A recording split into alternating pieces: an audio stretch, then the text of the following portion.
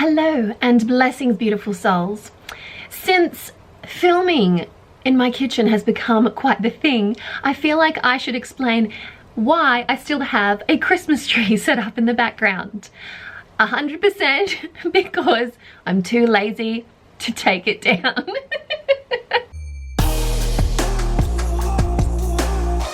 Hello and blessings, beautiful souls. My name is Avalon Cameron and welcome back to my channel. Today I want to talk about another festival, not Christmas, but I want to talk about Valentine's Day. I've never before talked about Valentine's Day on my channel, and I feel like since Valentine's Day is coming up and this video will actually go up on Valentine's Day, then I should perhaps address it for the first time ever in my own way. Now, let me preface this video by saying that I am not a huge fan of Valentine's Day. I just don't get into the commercial aspect of Valentine's Day. I just don't like the fact that we're intended to do these uber romantic things on this one special day. I think that we should be doing uber romantic things for our loved ones at every chance we can possibly get. But nevertheless, for some, this is the only time they're going to receive a little romance. So I'm not going to rob them of this, this their one time.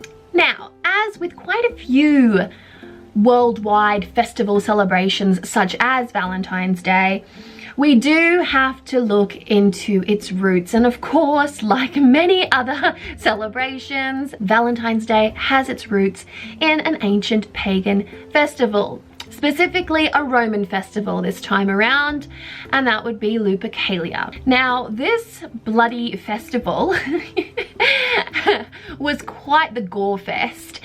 Roman priests would sacrifice dogs and goats and then steep hides and then basically take those blood-soaked hides and smack women around. It was something to do with fertility, and that's about all I care to know about that, quite frankly. But there are, of course, some resources that you can, of course, dive into to explore more of what it is that I'm talking about here as far as the ancient festival, the ancient Roman festival of Lupercalia. Now, another aspect of Valentine's Day that I find quite amusing is the Vinegar Valentines, also known as the Penny Dreadful, which is a almost satirical letter that is designed as a bit of a piss off or FU to unwanted suitors. And I find it hilarious. I find the concept quite hilarious. Now let's talk a little bit about the magic of Valentine's Day. Now, like I was previously saying, I'm not a huge fan of Valentine's Day, and I don't typically participate in Valentine's Day, but I do believe that it is a very worthy time to practice love magic. Why? Because energy flows where attention goes, and since this is a globally observed love and amour and passion and whatnot festival, so to speak, or day to celebrate, then that is exactly where people's heads are at. So where a lot of that attention is going, so too can that benefit your magic. So let's talk a little bit about the magic now, shall we? All manner of love spell and broken-hearted spell and self-love spell and revenge against a broken heart spell and all of those beautiful spells, passion spells and sexual pleasure spells and attraction spell and love drawing spell, I mean all of that love spells essentially, can effectively be practiced on Valentine's Day, because again, that is where that solid, incredible vortex of energy is at that particular time, because a lot of attention is being paid, as I've previously stated. What types of spells can you do at this particular time of the year? Well, the potential is there for just about any kind of spell. Jar spells are popular, candle magic is popular, charms and mojos are quite popular, sprinkling powders are popular, condition oil makings are popular. A lot can be done on this day. I find that if I can refer to some ingredients, then perhaps that will set your imagination on fire, because the crux of your love spell should come from a place of desire or passion or, feverish love. And so I want you to dig deep for that. So I like to use things like honey, sweet honey and sugars to really bring about that gorgeous energy of love and that stickiness, that sweetness. I love mixing orris root powder with red rose petals as a base for an incense, or even a beautiful ritual love bath, which I think is wonderful if you can do a really beautiful ritual love bath with your lover, or for yourself if it's a self-love thing, or if you're drawing a passionate lover to you or a life partner to you, then, you know, soaking in a beautiful ritual bath is very nice. So alongside those previously mentioned ingredients, I really love to work with drawing ingredients such as Come To Me oil, which is your classic, right? There is also a really beautiful, I guess, element to using lodestones and lodestone oils, because lodestones are about drawing something to you. There are many botanicals that can be utilized for the practice of love magic, and you need only do a quick Google search or open up a book on magical botanicals, but you'll find that vanilla is there. You will find that, I would say lavender would be there as well. Definitely rose, Adam and Eve root, orris powder, basil is in there. Oh, so many beautiful, wonderful, incredible, and easy to source as well botanicals can be utilized for the crafting of your love magics. Now, as far as color goes, and this is particularly relevant for inks and papers and candle colors, as well as ribbons and other elements that you wish to utilize or incorporate into your magics. So I particularly like to work with green, pinks and reds. They are not the only colors that relate to love and love magic. However, cross-culturally speaking, some of these colors can shift, so it really depends. Color magic is very subjective, okay? It's a very visually subjective practice. So for me, I lean to green for the heart and pink for the heart as well. These are the colors that I see for the heart chakra, and also red for that bold and passionate kind of intense energy, that real yang energy. I quite like it. But it's really important that when you're practicing color magic of any kind, that you sit with what you know.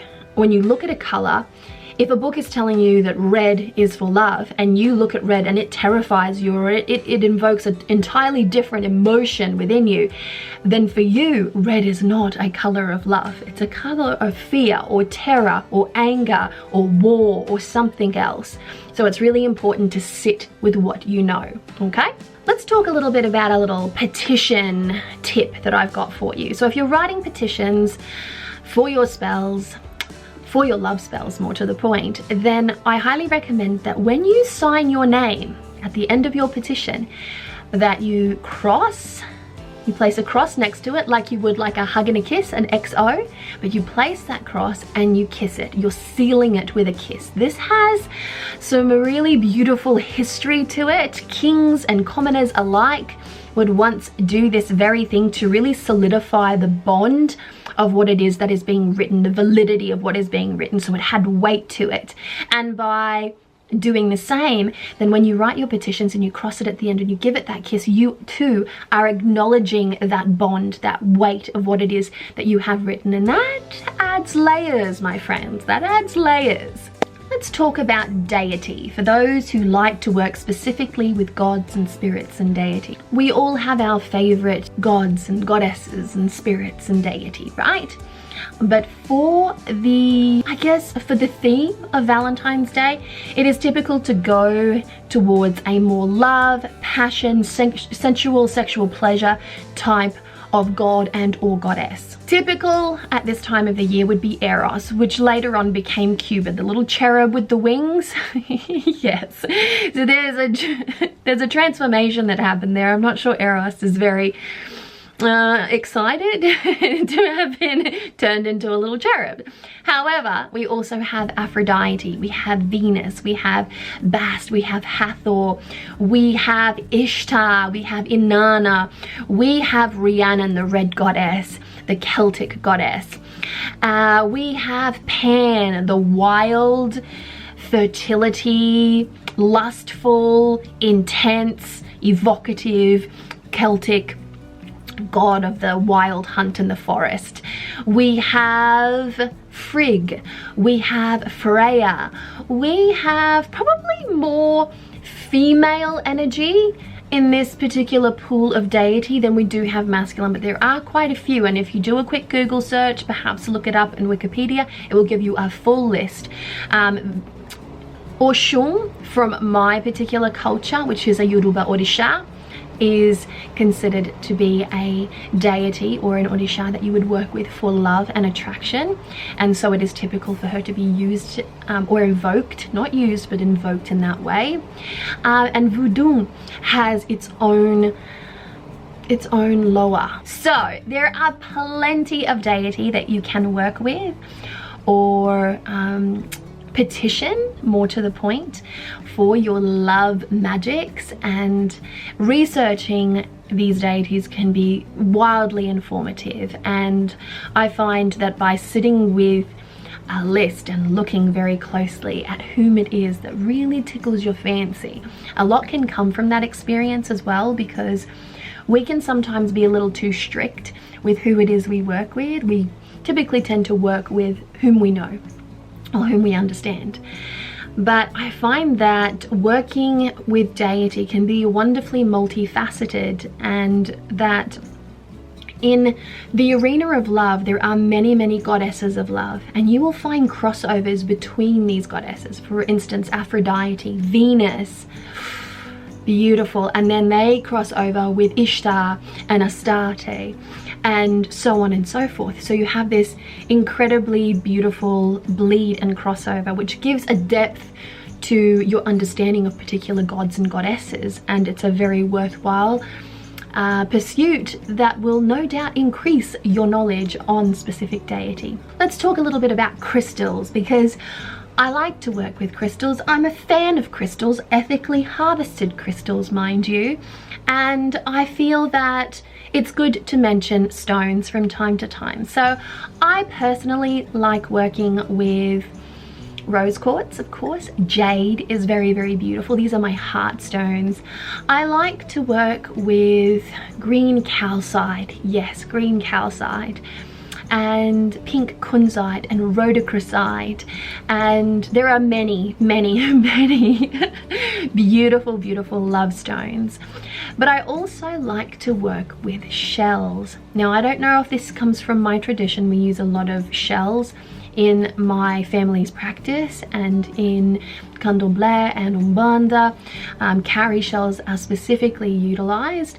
But I like the spiral nature of shells. I like the opening nature of shells. I like that shells are intricately connected to water, and water is the conduit to the divine, but it is also the element of love, compassion, feelings, emotions. So we know this if you've ever studied the suit of water in the tarot, but also from an elemental magic point of view, water is linked to imagination, to intuition, and to that intricate connection between human beings and humans and animals, and just humans and other sentient creatures. So water is wonderfully beautiful for that, and I find that by working with shells, you are capturing a little bit about that. Now, shells, like flowers and botanicals, have their own language. So specific shells are utilized for specific types of work. It's intricate and you can get deep into it. But if you don't know, having a shell there, a really beautiful shell, can be a wonderful symbol of water, bringing that water in to your ritual, to your magic. If you're making shaker jars, adding one in. If you're making an oil, adding a tiny little shell in there. Crystals as well, crystal chips, tiny little crystals, larger stones, really beautiful for working with your etheric body, your auric field, working at meditating, working on aligning your energetic power points within your body and making sure that you are in that optimum state of flow so that you can be the, you know, the recipient of the type of love that you don't not just want but also deserve. So it is very beautiful to utilize crystals in the form of, you know, personal self-love rituals and metaphysical maintenance specifically for that reason. Focus on the heart.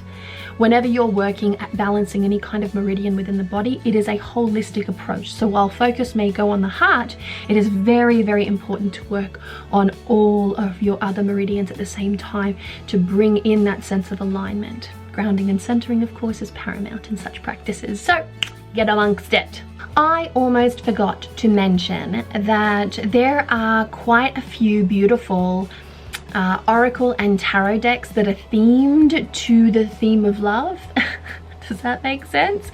So we have love and sexual pleasure and all of these types of beautiful themes woven into tarot decks, modern tarot decks. And there's a lot out there, so have at it. You know, have at it and do a little bit of love divination for yourself. Especially if you're doing love magic, it's always nice to do a little divination thereafter, or sometimes even before, to plan out your strategy. Tarot can be utilized in a wonderful array of ways and can really be very helpful to the magical practitioner. So, my beautiful souls, I am wishing you so much love, luck, peace and joy. Happy Valentine's Day. If you are practicing any kind of magic on Valentine's Day, good luck. And also, if you enjoyed this video, please do give it a thumbs up, share it around, comment below, tell me what you think about Valentine's Day. Is it a thing that you observe? Is it something that you practice? Do you create magic on this day? Is it something that you just let fly past? I'd like to hear your thoughts, your opinions, all that kind of beautiful fun stuff. So with all of that said and done, wishing you so much love, luck, peace and joy. Mwah!